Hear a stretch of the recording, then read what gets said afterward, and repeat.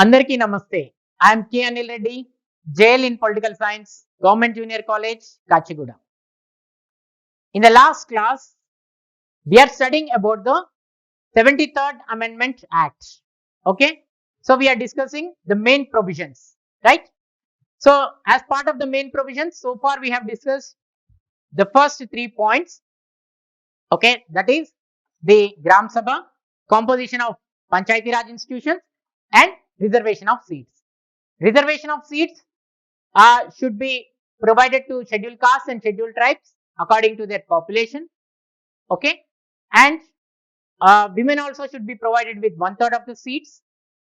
Okay, and for the benefit of backward classes, it is the state legislature who is authorized to make laws as far as reservations are concerned. Okay, now let's move on to the fourth one, that is duration of the panchayats. So the duration of the panchayats is also clearly mentioned in the 73rd Amendment Act. So the duration of the panchayat is will be for 5 years. Suppose if the panchayats are getting dissolved, okay, there should be elections within the period of 6 months. Okay, and if the panchayats are getting dissolved before the 6 months of the election, okay, actual term, then there is no need to conduct the elections. Okay, that means if there is less than 6 months of period for the new Panchayati Raj, establishment of new Panchayati Raj system, okay, that means there need not be any elections that should be conducted. Okay, if it dissolves more than 6 months before, then there can be elections. Okay, if there is less duration, that means 6 months duration, less than 6 months duration, there is no need of any, okay, elections. Okay, then moving on to the fifth one, that is the qualifications and disqualifications.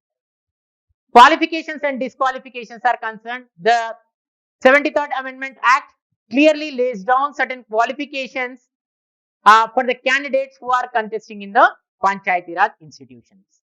Okay, firstly, he or she must have the age of 21 years. This is the first and foremost qualification.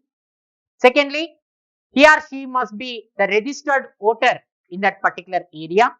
Okay, if it is a village, in that village he should be an voter. Okay, then thirdly, he should not hold any office of profit. Okay, as far as government is concerned. Okay, then fourthly, he should uh, give amount deposit. He should deposit the amount as decided by the state legislature.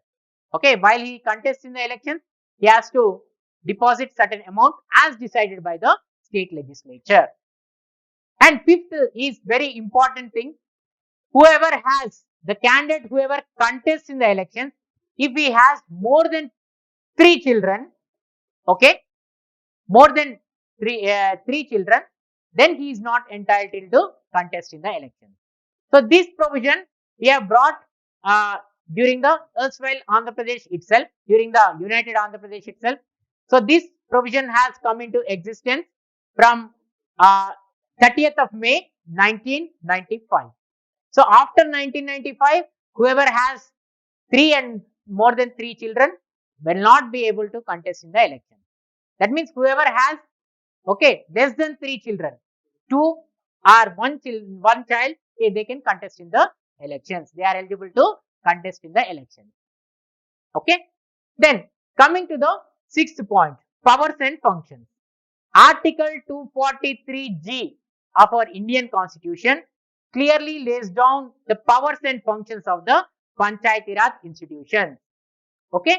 So this 243G has added 29 subjects, okay, as far as Panchayati Raj institutions are concerned. That means these Panchayati Raj institutions can exercise, okay, their powers and perform their functions on the 29 subjects which are mentioned in the 11th schedule of the Indian Constitution.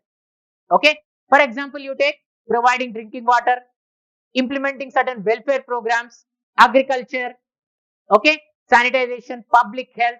So these can be cited as some of the examples that Panchayati Raj institution is supposed to take up. Then moving on to the seventh point, that is the Finance Commission. According to Article 243I of our Indian Constitution, it clearly lays down that there should be a State Finance Commission for each and every state. That means each and every state should establish a finance commission, okay, according to Article 243I. So it is the governor of the state who will appoint the finance commission for every 5 years. Okay. Then what are the duties of this finance commission? First and the foremost duty of the finance commission is to review the financial status of the Panchayati Raj institution. That means it will see the status of the financial about the status of the financial status of the Panchayati Raj institutions, how they are functioning, and what are the financial resources that they need. Okay, these are the aspects that they look into. Secondly, distribution of financial resources between the state and as well as the Panchayati Raj institutions. Okay, it also look into the matters which involves the distribution of financial resources between the state government as well as the Panchayati Raj institutions.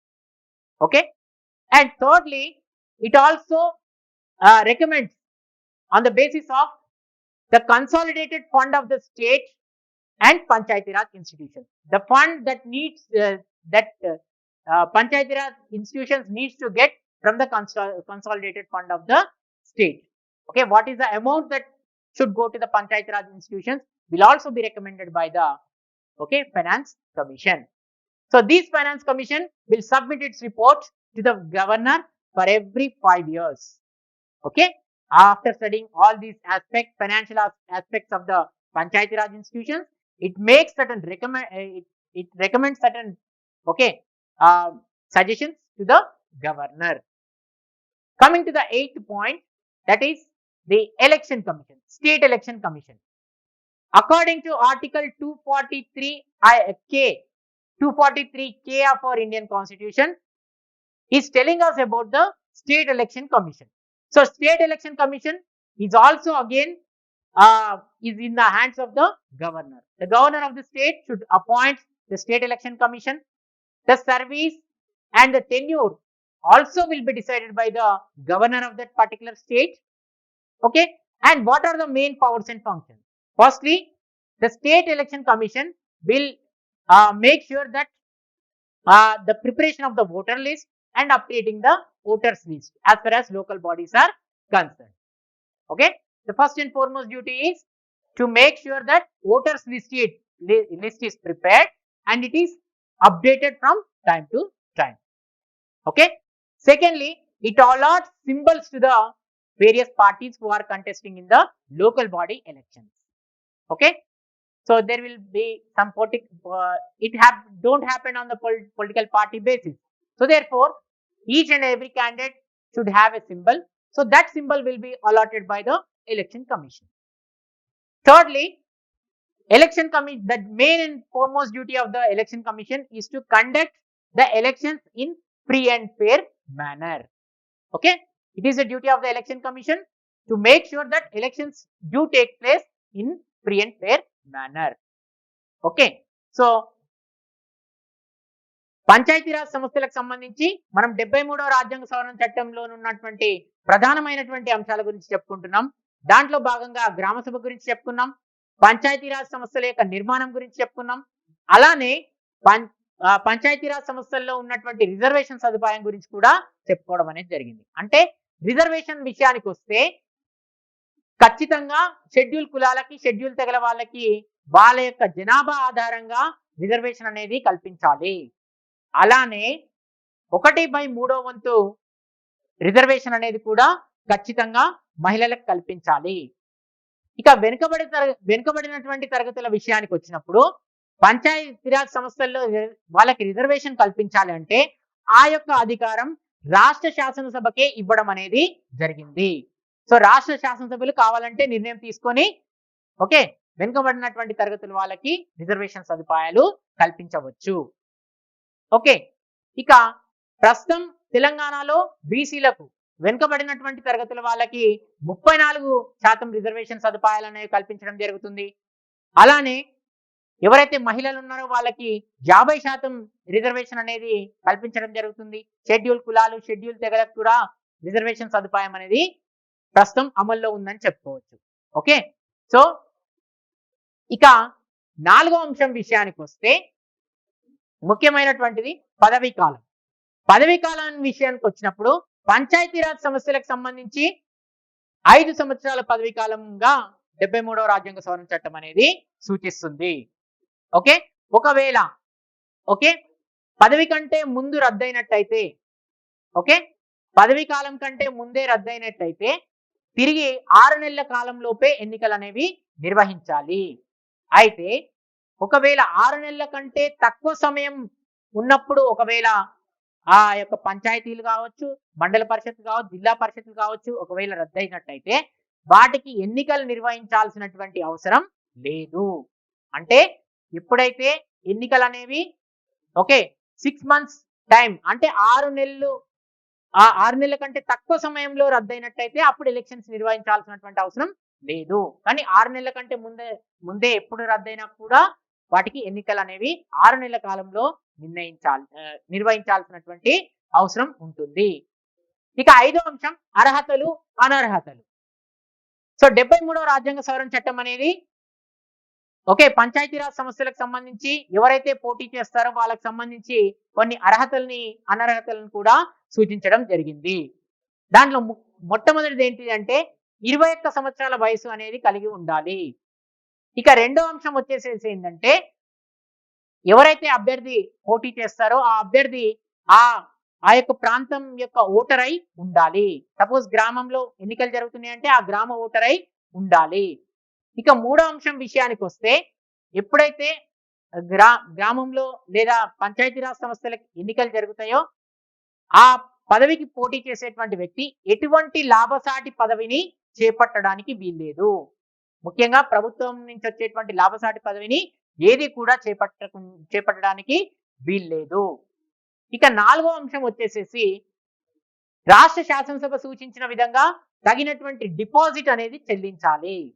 ఎన్నికల సమయంలో తను పోటీ చేసేటువంటి సందర్భంలో, తన nomination సమర్పించేటువంటి సందర్భంలో అప్పుడు ఖచ్చితంగా తగినటువంటి డిపాజిట్ అనేది చెల్లించాలి. అది ఎవరు నిర్ణయిస్తారు అంటే రాష్ట్ర శాసనసభలే నిర్ణయించడం అనేది జరుగుతుంది.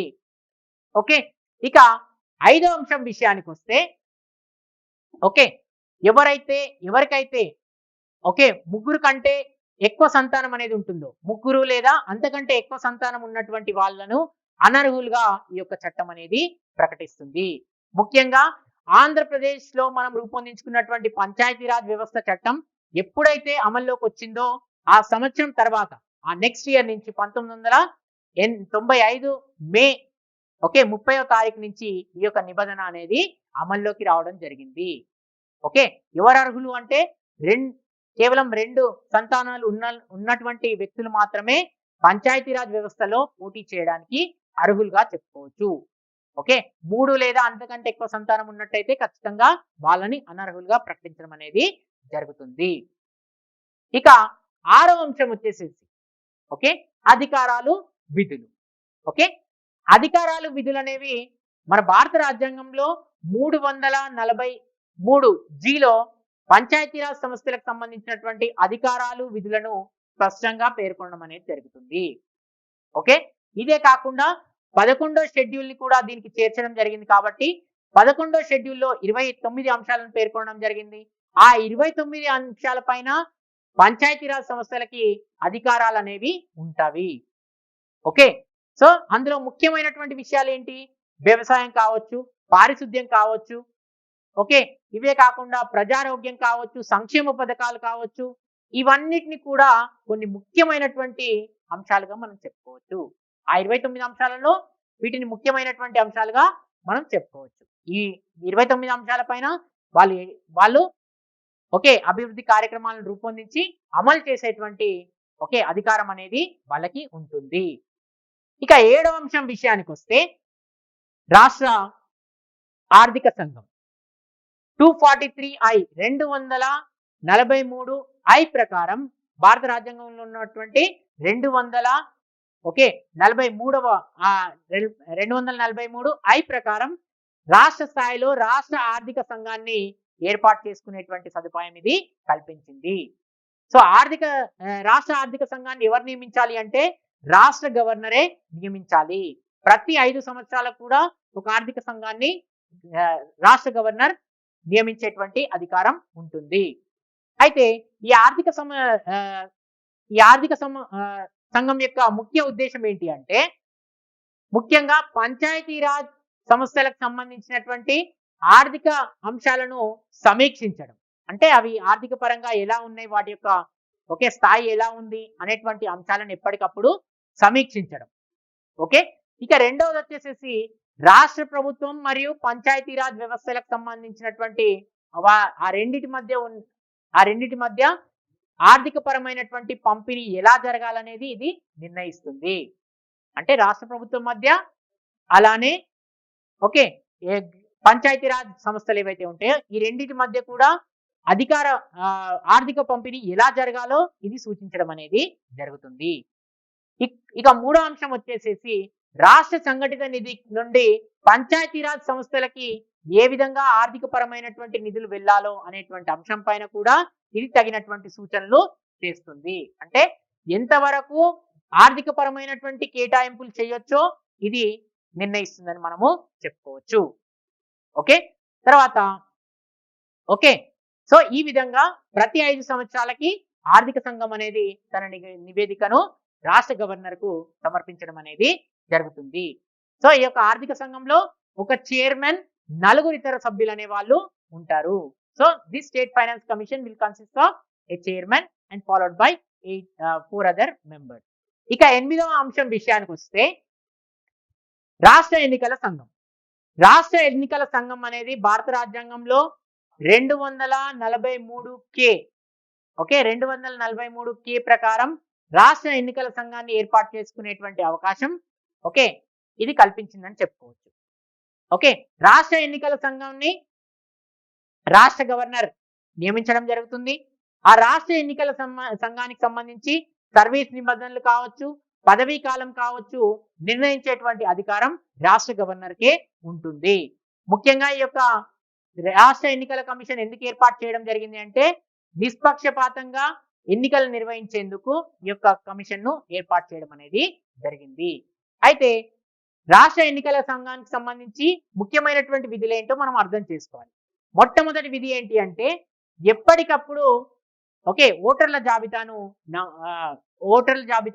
నమోదు చేయడం. అంటే ఓటర్లను నమోదు చేయడం. ఓకే, పంచాయతీరాజ్ వ్యవస్థకి స్థానిక ప్రభుత్వాలకు సంబంధించి ఓటర్ జాబితాను సిద్ధం చేయడం. ఇక రెండో అంశం వచ్చేసేసి ఓకే ఎవరైతే పోటీ చేస్తున్నటువంటి వ్యక్తులు ఉంటారో వాళ్ళకి ఓకే గుర్తులను కేటాయించడం, చిహ్నాలను కేటాయించడం. ఓకే, ఇక 3వ అంశం వచ్చేసేసి క్రమబద్ధంగా ఎన్నికలు సజావుగా నిష్పక్షపాతంగా జరిగే విధంగా తగినటువంటి చర్యలు తీసుకోవడం. ఇవన్నీ కూడా ఓకే 73వ రాజ్యాంగ సవరణ చట్టంలో ఉన్నటువంటి ప్రధానమైనటువంటి అంశాలుగా మనము చెప్పుకోవచ్చు. Now let's talk about one more important amendment, that is 74th Amendment Act. 74th Amendment Act seeks to provide or strengthen the okay urban local bodies in India. Okay, so this 74th Amendment Act talks about the urban local bodies in India. Okay, so this 74th Amendment Act has constituted part 9A of our Indian Constitution, and it has inserted the articles from 243P to 243ZG or ZG. Okay, so it has inserted part 9A of our Indian Constitution, and it has also inserted certain articles right from 243P to 243ZG. That means ZG has been inserted in our Constitution. Totally 18 articles have been included Okay, as far as 74th Amendment Act is concerned. Okay, so this 74th Amendment Act has been added to the Indian Constitution under the title municipalities. Okay, it is titled as municipalities. Okay, so this act also provided constitutional status to the urban local bodies, and it has also made the urban local bodies as a justiciable part of the Indian Constitution. So again, therefore, it has become obligatory for all the states to include the 74th Amendment Act and implement urban local bodies in their respective states. So urban local bodies or 74th Amendment Act was passed by the Parliament in the year 1992, and it got the assent of the President of India on 20th of April 1993, and it came into force on 1st of June 1993. Okay, so this 74th Amendment Act came into force on from 1st of June 1993. Okay, since then this act has been getting implemented. 74వ రాజ్యాంగ సవరణ చట్టం ప్రకారం ఇది పట్టణ స్థానిక ప్రభుత్వాల గురించి మనకి తెలియజేస్తుంది. 74వ రాజ్యాంగ సవరణ చట్టం ప్రకారం స్థానిక పట్టణ ప్రభుత్వాలు ఏవైతే ఉన్నాయో వాటికి రాజ్యాంగపరమైనటువంటి హోదాను కల్పించిందని చెప్పుకోవచ్చు. ఓకే, సో పట్టణ స్థానిక ప్రభుత్వాలకి రాజ్యాంగపరమైనటువంటి హోదాను కల్పించడంలో భాగంగా ఇది రాజ్యాంగంలో 9వ భాగం ఏ ను చేర్చడం అనేది జరిగింది. అలానే అధికరణాలు 243 పి నుండి 243 ZG ఈ యొక్క అధికరణాలు అంటే 18 అధికరణాలు ఈ యొక్క 74వ రాజ్యాంగ సవరణ చట్టం అనేది మన రాజ్యాంగానికి చేర్చడం అనేది జరిగింది. దీని ద్వారా రాజ్యాంగపరమైనటువంటి హోదాను పట్టణ స్థానిక ప్రభుత్వాలకి కల్పించడం అనేది జరిగింది. ఓకే, దీని ద్వారా ప్రతి ఒక్క రాష్ట్రం కూడా, ఎందుకంటే ఈ రాజ్యాంగపరమైనటువంటి హోదా కల్పించారు కాబట్టి ప్రతి ఒక్క రాష్ట్రానికి కూడా ఇది ఒక విధిలాగా మారి కంపల్సరిగా వాళ్ళు ఆయా రాష్ట్రాల్లో పట్టణ స్థానిక ప్రభుత్వాలని అమలు చేయాల్సినటువంటి పరిస్థితిని ఇది సూచిస్తుందని మనము చెప్పుకోవచ్చు. ఓకే, ఈ యొక్క పట్టణ స్థానిక ప్రభుత్వాలకు సంబంధించి 74వ రాజ్యాంగ సవరణ చట్టం యొక్క ముఖ్య ఉద్దేశం ఏంటి అంటే, ఇంతకు ముందు ప్రవేశపెట్టినటువంటి చట్టాలను ఏవైతే చట్టాల్లో లోపాలు ఉన్నాయో ఆ లోపాలన్నింటినీ కూడా అధిగమించి మరింత సమర్థవంతంగా పట్టణ ప్రాంతాల్లో పరిపాలన కొనసాగించాలనేదే దీని యొక్క ముఖ్య ఉద్దేశంగా మనము చెప్పుకోవచ్చు. Main provisions of the act. Okay, main provisions of the 74th Amendment Act. So as we told, 74th Amendment Act also has certain important provisions, but here you have to observe that most of the provisions which are there in the 74th Amendment Act are also there in the 74th Amendment Act. For example, reservation of seats, qualifications and disqualifications, okay, tenure, okay, dissolution, powers and functions, almost State Finance Commission, Election Commission, whatever the provisions that are there in the 73rd Amendment Act are also repeated in the 74th Amendment Act. Okay, the first and foremost thing is constitution of municipalities. So according to Article 243p, it is talking about the constitution of municipalities. Okay, here in India we have three kinds of urban local bodies. One is Nagar Panchayat, okay, which is the transitional area from rural to urban. Okay, those we call it as Nagar Panchayats.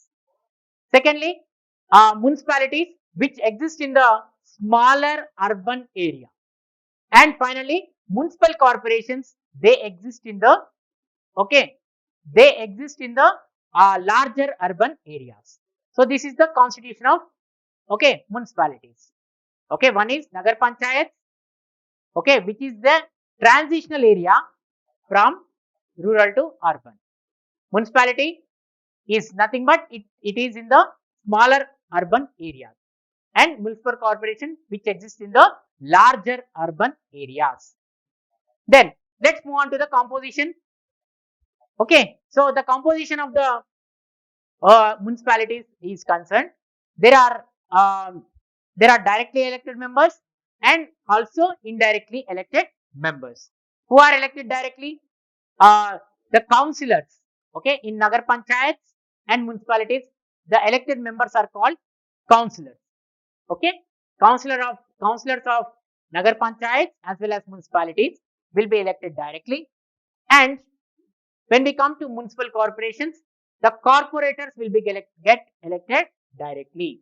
Okay, so the candidates who contest as far as municipal corporations are concerned, we call them as corporators. Okay, the elected members are called corporators. So the councillors of Nagar Panchayats, municipalities, okay, and the corporators of municipal corporation will be directly elected. Okay, and we have here there are certain ex officio members. Ex officio members are those who are MLAs, MPs, who falls under that particular municipality or municipal corporation jurisdiction. Okay, and we have also certain MLCs and Rajya Sabha MPs are also can be considered as the ex officio members.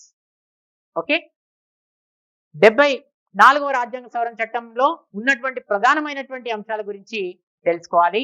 వాటిలో ముఖ్యంగా చెప్పాలి అంటే 73వ రాజ్యాంగ సవరణ చట్టంలో ఏవైతే ముఖ్యమైనటువంటి అంశాలు ఉన్నాయో అవే 74వ రాజ్యాంగ సవరణ చట్టంలో కూడా పొందుపరచడం అనేది జరిగింది. సీట్ల రిజర్వేషన్ కావచ్చు, అర్హతలు అనర్హతలు కావచ్చు, ఓకే, రాష్ట్ర ఎన్నికల సంఘం కావచ్చు, ఆర్థిక సంఘం కావచ్చు, ఇటువంటివన్నీ కూడా దీంట్లో పేర్కొనడం అనేది జరిగింది. సో మొట్టమొదటిగా మున్సిపాలిటీల యొక్క కూర్పు. సో మున్సిపాలిటీల యొక్క కూర్పు విషయానికి వచ్చినప్పుడు మనకి పట్టణ స్థానిక ప్రభుత్వాల్లో 3 రకాలైనటువంటి ఓకే వ్యవస్థలు ఉన్నాయని చెప్పుకోవచ్చు. అవి నగర పంచాయత్. నగర పంచాయత్లో నగర పంచాయత్ అంటే ఏదైతే గ్రామీణ ప్రాంతం నుండి పట్టణ ప్రాంతానికి పరివర్తన చెందుతున్నటువంటి ప్రాంతంగా చెప్పుకోవచ్చు. ఓకే, తర్వాత మున్సిపాలిటీలు అంటే ఇవి వచ్చేసేసి గ్రామీణ మనకి పట్టణ ప్రాంతంలో చిన్న చిన్న పట్టణాల్లో ఎక్కడైతే ఉంటాయో అక్కడ ఈ యొక్క మున్సిపాలిటీని ఏర్పాటు చేయడం జరుగుతుంది. మున్సిపల్ కార్పొరేషన్లు ఇవి వచ్చేసేసి పెద్ద పట్టణ ప్రాంతాలకు సంబంధించినటువంటిగా చెప్పుకోవచ్చు. ఇక రెండో అంశం వచ్చేసేసి ఓకే మున్సిపాలిటీల యొక్క నిర్మాణం. సో మున్సిపాలిటీల యొక్క నిర్మాణం విషయానికి వచ్చినప్పుడు దీంట్లో కొంతమంది ప్రత్యక్షంగా ఎన్నికైనటువంటి సభ్యులు ఉంటారు, అలానే కొంతమంది పరోక్షంగా ఎన్నిక కావాల్సినటువంటి సభ్యులు కూడా ఉంటారని చెప్పుకోవచ్చు. ఓకే, నగర పంచాయతీలకు కావచ్చు, మున్సిపాలిటీలకు కావచ్చు, ప్రత్యక్షంగా ఎన్నుకోబడేటువంటి సభ్యులని కౌన్సిలర్లుగా మనం పిలుస్తూ ఉంటాం.